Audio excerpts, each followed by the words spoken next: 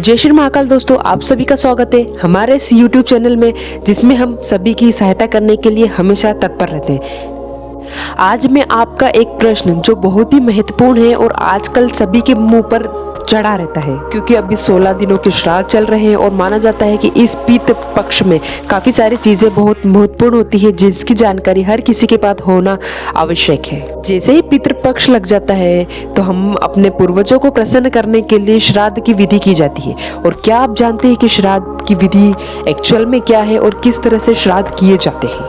और ये पितृपक्ष में ये सारी जानकारी होना, सभी के पास होना बहुत ही आवश्यक और महत्वपूर्ण मानी जाती है, क्योंकि पितृपक्ष में गलती बिल्कुल भी नहीं होनी चाहिए। और यदि आपसे गलती हो जाती है तो आपके पितृ आपसे अप्रसन्न हो जाते हैं और कहीं ऐसा ना हो कि वो आपको आशीर्वाद की बजाय दुख ही दुख देकर चले जाए। इसलिए कुछ चीजों का ध्यान जरूर रखें। तो चलिए शुरू करते हैं। तो सबसे पहला तो ये है कि आपको श्राद्ध किस तिथि पे करना चाहिए। तो जिस दिन मृत्यु होती है उस दिन न करके जिस दिन अंतिम संस्कार दिया जाता है उस दिन आप अपने पितरों का श्राद्ध कर सकते हैं। दूसरा प्रश्न ये है कि महिलाओं का श्राद्ध कब करना चाहिए। यदि आप किसी की तिथि भूल जाते हैं तो ऐसे स्थिति में यदि आपको उनकी पुण्य तिथि ना हो, याद ना हो, तो आप श्राद्ध के 9वें दिन महिलाओं का श्राद्ध कर सकते हैं, क्योंकि श्राद्ध की 9वीं तिथि महिलाओं को समर्पित है। अगर आपके घर में बड़े बुजुर्ग जितनी भी महिलाएं हैं जिनका आप श्राद्ध करना चाहते हैं तो आप 9वीं पर बिल्कुल कर सकते हैं। और सबसे महत्वपूर्ण बात यह है कि यदि सारे भाई अलग अलग रहते हैं तो क्या सभी को अलग अलग करना चाहिए? जी बिल्कुल। अगर आप सभी भाई अलग अलग घर में रह रहे हैं तो आपको श्राद्ध भी अलग अलग ही करना चाहिए। यदि आप एक ही घर में रहते थे तो आप एक ही लोग कोई भी श्राद्ध करता था तो वो सभी को पुण्य मिलता था।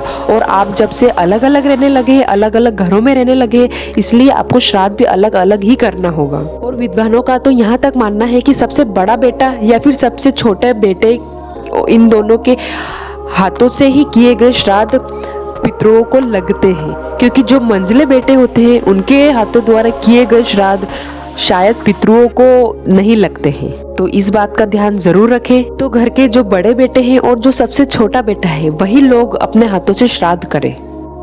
और यदि श्राद्ध की तिथि करना है और आपका मासिक धर्म आ जाए तो ऐसी स्थिति में आपको क्या करना चाहिए? अगर आप उस दिन नहीं कर पा रहे हैं तो कोई बात नहीं, तो आप सर्व पितृ अमावस्या है उस दिन आप वो श्राद्ध कर सकते हैं। और एक चीज जो आप सभी लोग ये गलती करते हैं, जो शायद बिल्कुल भी नहीं करना चाहिए, श्राद्ध करने के लिए अगर आप ब्राह्मणों को अपने घर बुलाकर भोजन नहीं करवा पाते तो श्राद्ध नहीं लगता है।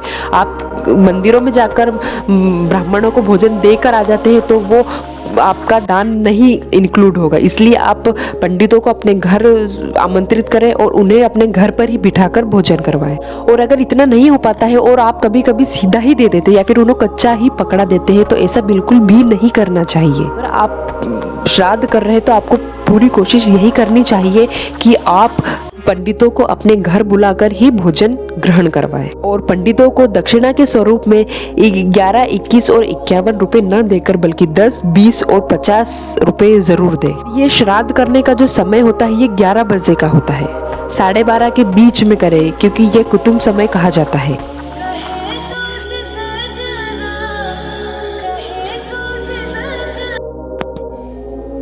क्योंकि जैसे पूजा पाठ का एक समय निश्चित होता है, शुभ लाभ हम मुहूर्त देखकर करते हैं, उसी प्रकार श्राद्ध का भी एक समय निश्चित है। 11:30 से 12:30 के बीच में यही श्राद्ध का एक सबसे अच्छा समय माना जाता है। और जहाँ तक हो सके आप इसी समय के अंदर ही श्राद्ध पूर्ण करें। तो हमारे द्वारा बताए गए इन नियमों को आप अपनाते हैं और इसके द्वारा ही आप श्राद्ध पूर्ण करते हैं तो हो सकता है कि पितृ आपसे प्रसन्न हो और आपको सुख, शांति और समृद्धि का आशीर्वाद दे, जिसकी वजह से आप दिन प्रतिदिन तरक्की को प्राप्त करें और आपका व्यवसाय दिन प्रतिदिन बढ़ता ही जाएगा। इसी तरह के उपाय जानने के लिए हमारी वीडियो को लाइक और चैनल को सब्सक्राइब करें। Thank you.